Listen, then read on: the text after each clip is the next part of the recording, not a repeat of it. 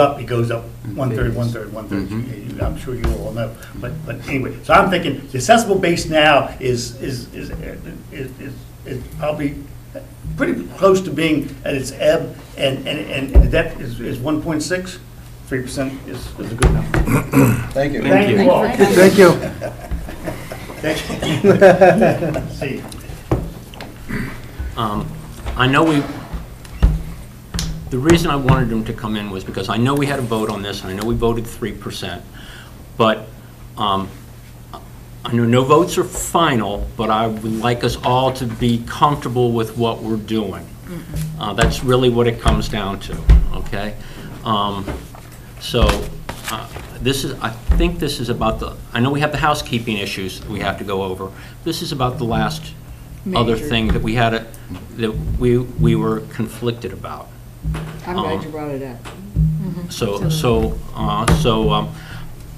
I didn't know he was going to say anything quite what he said about Davenport and Company, but at any rate, we have the advantage of somebody who's not in the county government anymore, but he has a perspective. Okay, I thought it was important. There's no horse, there's no dog in the fight for him. Yeah. There's no dog in the fight. Horse in the race. I know that Dante was the one who expressed concern last time that if we heard from Dave Eichholz and Dante felt that this was going to jeopardize our bond rating, that would cause him pause.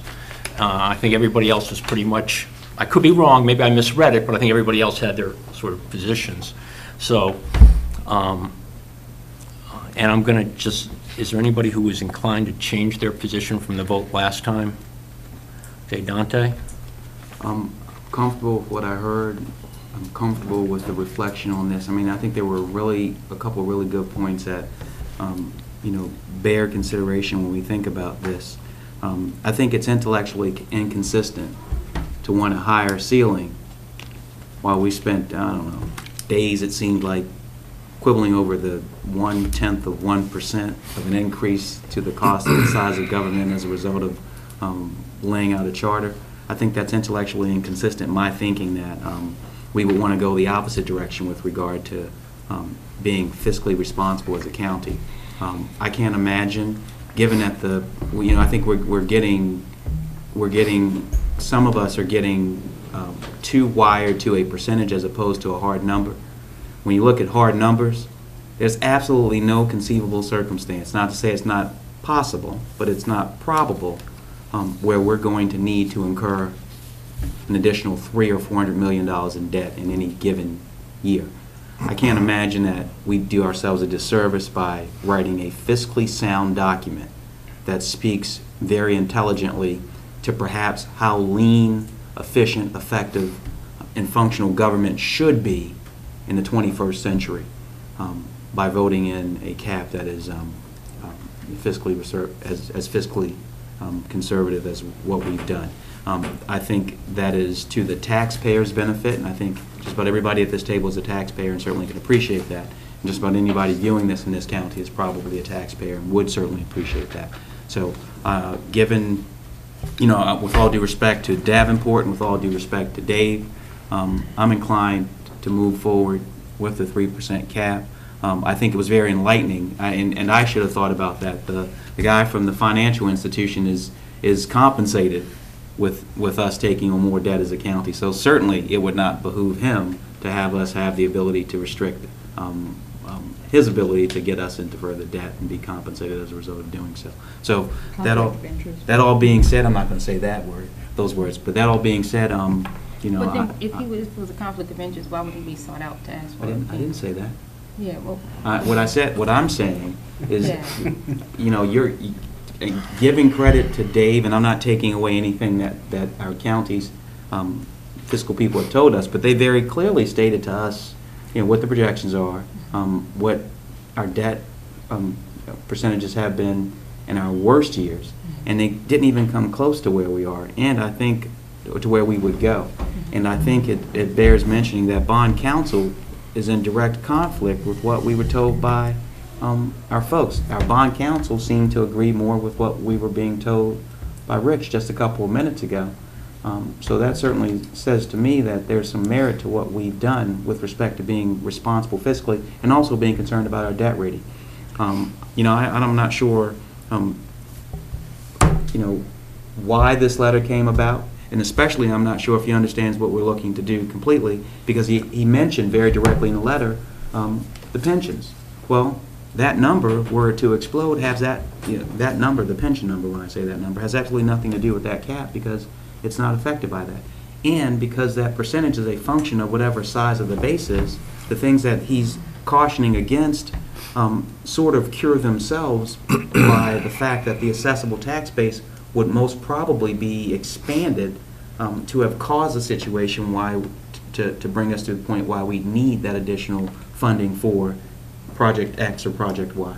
That's, I mean, I'm not sure if that is clear to, is that clear to you what I'm saying? Well, you know what's interesting is when you say pensions in that it's not a local government responsibility, is that what you're saying, that it's not to? No, what I'm saying is that he's saying it could shift completely to the county. What I'm saying is that we've taken that off the table. That's not part of the 3%. That's a separate issue. So if teacher's pension were to shift completely to a county responsibility, that's not part of the 3%.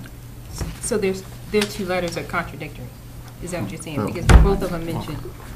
I can explain it any better. Matt, maybe you want to explain it? Have you all seen TV shows No. where there's a jury trial and the defense put on an expert and the prosecutors put on an expert that completely looked at same facts and completely disagree? That's the way I feel here.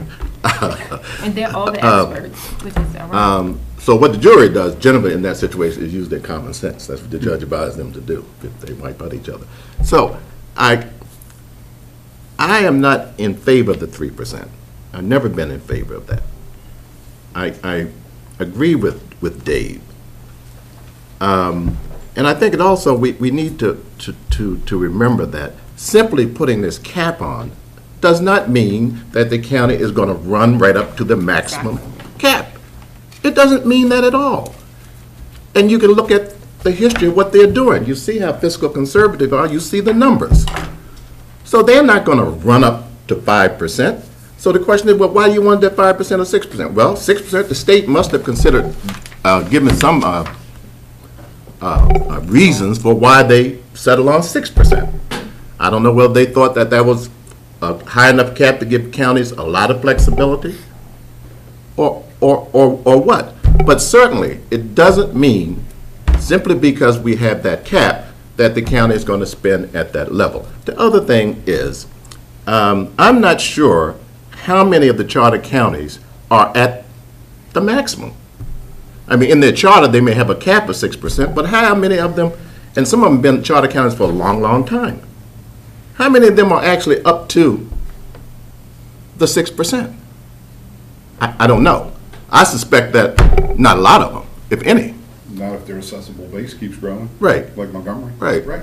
And plus the fact that So? when I looked at, like I think Harford County, I think I looked at Harford County, whose limit is 4 8/10%, and Frederick County or Cecil County, one of them is 5%, the other one is 6%. Now I went and pulled up the ratings for Harford County today. Harford County, according to their county executive, and the reports from Moody and I forget the other two, Moody and S&P and I forget the other one, Fitch, give them a AAA rating, and theirs is 4 8/10%. Cecil, and they all have very good ratings, and they're at 5 and 6%. You know, so. Well, the rating I'm is just a piece of the equation. Well, yeah, I know, mean, it's not but why they're a AAA. But there seem to be some assumptions here that if you increase that cap, that your rating is going to be bad. Now, let me break this down Okay. very simply, in my opinion. We sit at, let's take look, it easy, we sit at 1.5% at 150 million, let's make it even. We're going to take it to 300 million. We've already doubled it. But let me So just, there's no cap, I mean, we're not strangling anyone here in regards to anything. But what I'm saying is that there must be a reason why. I think 3% would be the absolute lowest of all the charter counties. Okay? And I'm looking at it and I'm saying, I'm looking at all these prosperous, well-run counties where the cap is higher. So I don't see a direct correlation between the Well, you the can't cap. take them all. Take Prince George's. Prince George has been under trim for 25 years.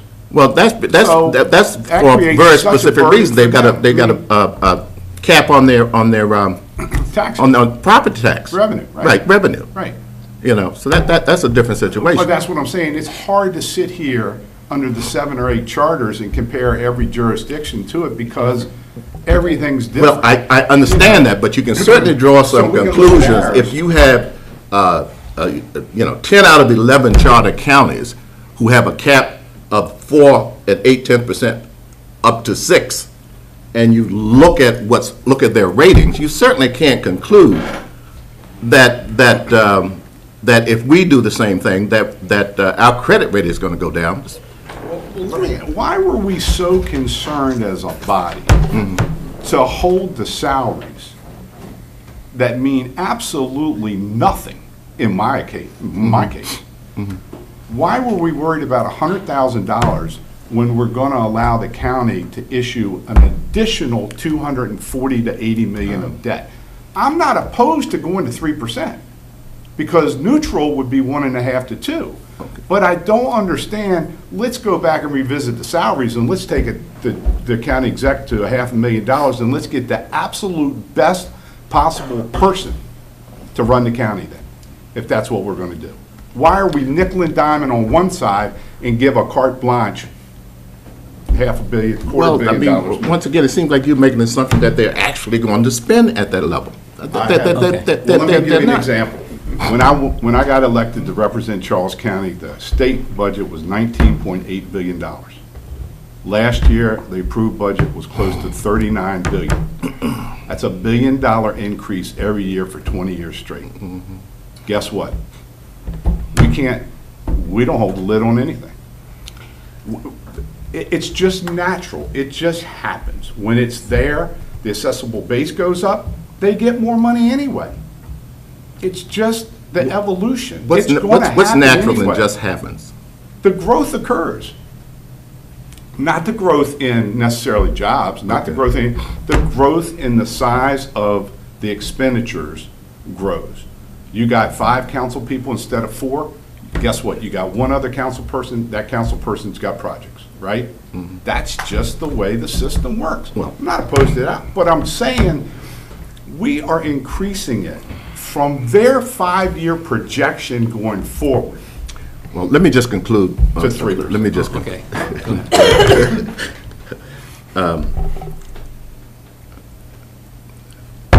and thought this went that away, so. Okay, well, let me say this. I thought it was important for us to air this out, especially after Dante's remarks at our last meeting. And we had one person that wasn't here. Yes. You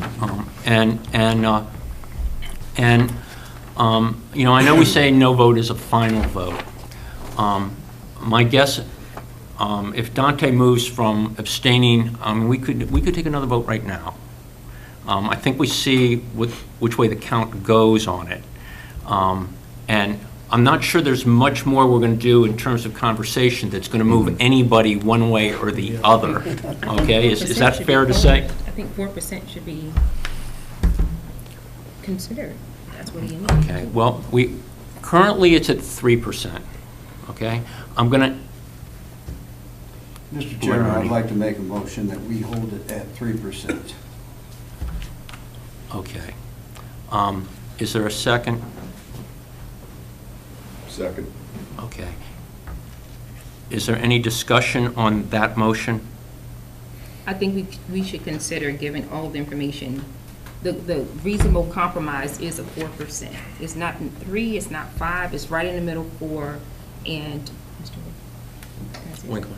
Mr. Richard Winkler Winkler. has indicated that that is a reasonable compromise within this entire process. And I would just want to say, because the audience is not privy to the letter, one statement that Mr. Eichel Eichholz indicated was, should the county approach a self-imposed limit, in this case 3%, it will negatively affect our bond rating and make borrowing funds more expensive. So I want to put, that's what he indicated. What did bond counsel say on the call? Repeat it then. Okay. I ahead. specifically asked the question, would doing this negatively impact our credit rating? Bond counsel said no. I'm just reading what our Okay. No, I current said, I director. need you to consider what Mhm. we had in that call. And so that's why I Let's vote on indicated it. that the compromise will be I'll four, get it. should be 4%. Okay. Any more discussion of the motion? So what's the motion again? I'm gonna make, cause it's sort of a Motion, negative. I believe his motion was to leave it at 3%. That's my motion. I'll second it. And it was seconded, And and then we we're, started talking. Well, that was discussion. okay.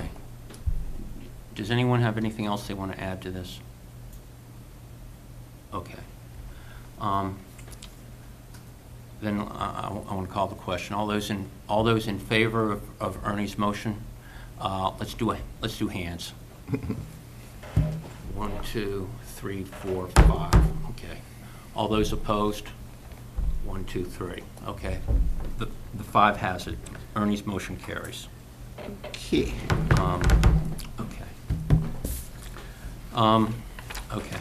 If we can move, I'm going to suggest now that we move on.